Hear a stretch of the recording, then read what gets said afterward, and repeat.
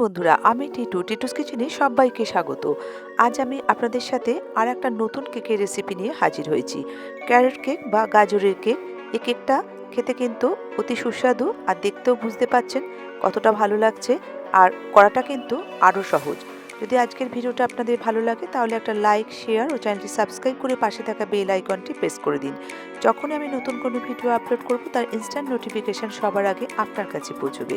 তাহলে দেখে নেওয়া যাক আজকের ইয়াম্মি ক্যারট কেক বা গাজরের কেক। প্রথমে আমি এই কেকটা করার জন্য একটা মোল্ড নিয়ে নিচ্ছি বা বাটি ব্যবহার করব। এখানে আমি একটা সিলভারের বাটি নিয়েছি। বাটিটা একটু উঁচু হবে যেহেতু কেকটা একটু রাইস বেশি হবে এখানে। আপনাদের কাছে এরকম বাটি না থাকলে আপনারা যে কোনো স্টিলের কৌটোয় করতে পারেন বা মোল্ডেও করতে পারেন। প্রথমে আমি অয়েল ব্রাশ করে নিলাম। যদি আপনাদের কাছে বাটার পেপার না থাকে সেক্ষেত্রে ময়দা এখানে ডাস্ট করে দেবেন। আমি বাটার পেপার দিচ্ছি। বাটার পেপারটা দেওয়ার পরে আমি এর ওপরেও একটু অয়েল ব্রাশ করে নেবো যাতে ইজিলি কেকটা ডিমোল্ড করা যায়। এটা আমি একটা সাইডে রেখে দেবো। আজকে আমি কেকটা উইদাউট ওভেনে করব, সেই জন্য আমি একটা প্যান বসিয়ে দিয়েছি। এটাকে প্রিহিট করব 10 মিনিটের জন্য লো টু মিডিয়াম ফ্লেমে। একটা ওয়্যার র্যাক দিয়ে দিলাম ভেতরে। আর এই ঢাকার উপর যে হোলটা আছে এটাতেও আমি একটা কাগজ দিয়ে আটকে দেবো যাতে টেম্পারেচারটা বাইরে না আসে। এদিকে ব্যাটারটা রেডি করব। এখানে প্রথমেই আমি ওয়েট ইনগ্রেডিয়েন্টসগুলো দেবো একটা বাটিতে। 1 কাপ, এখানে আমি হাফ কাপ দই দিলাম, আর 1/4 কাপ রিফাইন্ড অয়েল দিলাম, 1 টেবিল স্পুন দুধ দিলাম। ভালো করে মিশিয়ে নেব সমস্ত উপকরণগুলো একসাথে।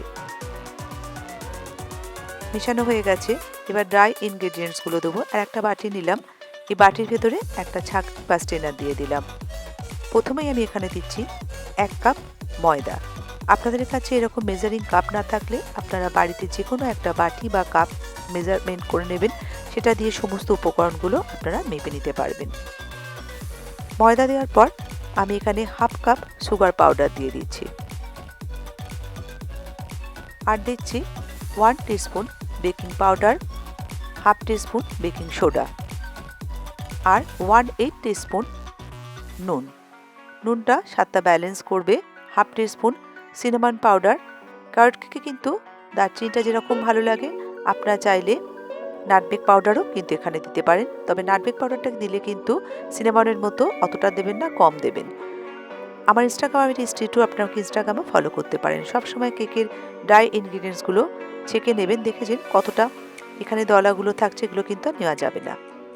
এবার এই যে ড্রাই ইনগ্রেডিয়েন্টস তার মধ্যে আমি ওয়েট ইনগ্রেডিয়েন্টস যেটা রেখেছিলাম আগে সেটা এর ভেতরে দিয়ে দিলাম। দিয়ে একটা স্প্যাটুলার সাহায্যে ভালো করে মিশিয়ে নেব, তবে কিন্তু মেশাতে হবে হালকা হাতে। এবারে 3/4 কাপ আমি ক্যারট বা গাজরকে গ্রেট করে রেখেছি সেটাও এর সাথে দিয়ে দিলাম। তবে এই ব্যাটারটা কিন্তু খুব বেশি পাতলা হবে না, যেরকম অন্যান্য কেকে আমাদের ব্যাটারগুলো অনেকটাই পাতলা থাকে। দেখুন এখানে কিন্তু ব্যাটারটা একটু ঘন মনে হচ্ছে। আমি এখানে আরও 1 টেবিল স্পুন দুধ দিয়ে দিলাম। দুধটা অবশ্যই রুম টেম্পারেচারে হতে হবে। ভালো করে মিশিয়ে নিচ্ছি। এর মধ্যে আমি কিশমিশ দিচ্ছি। আপনারা চাইলে কিশমিশ ছাড়াও অন্য কোনো ড্রাই ফ্রুটস ইউজ করতে পারেন। কিশমিশ দেওয়ার পর খুব বেশিক্ষণ কিন্তু আমি মেশাবো না, হালকা হাতে 2-1 বার একটু কিশমিশটা মিশিয়ে নিচ্ছি। যেহেতু বেকিং সোডা বেকিং পাউডার দেওয়া আছে, এবার এটা আমি মোল্ডে ঢেলে দেবো।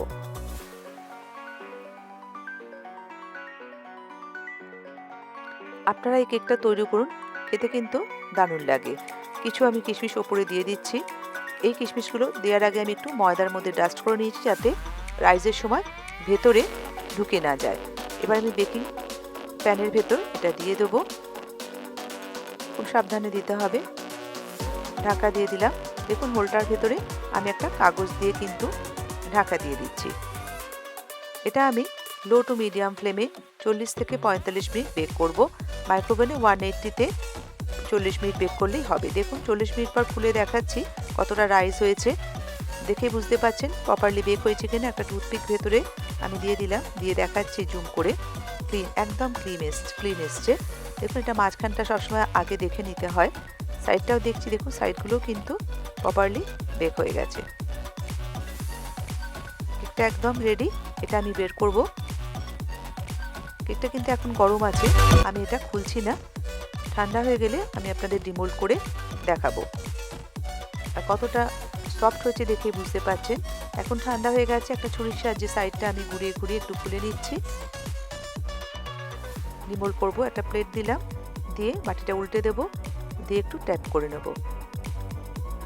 ইজিলি কিন্তু কেকটা বেরিয়ে এসছে। দেখুন, ওয়াও, দারুণ হয়েছে কেকটা। এবার আমি বাটার পেপারটা খুলে নিচ্ছি, নিয়ে দেখাচ্ছি কতটা সফট হয়েছে। দেখুন, দেখেই বুঝতে পারছেন কেকটা কতটা সফট হয়েছে আর কতটা স্পঞ্জি হয়েছে। আপনারা বাড়িতে একবার অবশ্যই ট্রাই করুন। আমি আপনাদেরকে কেটেও দেখাচ্ছি এটা যে ভেতরে কীরকম হয়েছে। তবে কেক কিন্তু গরম অবস্থায় কখনোই খুলবেন না বা কাটবেন না, তাহলে কিন্তু কেকটা ভেঙে যাবে।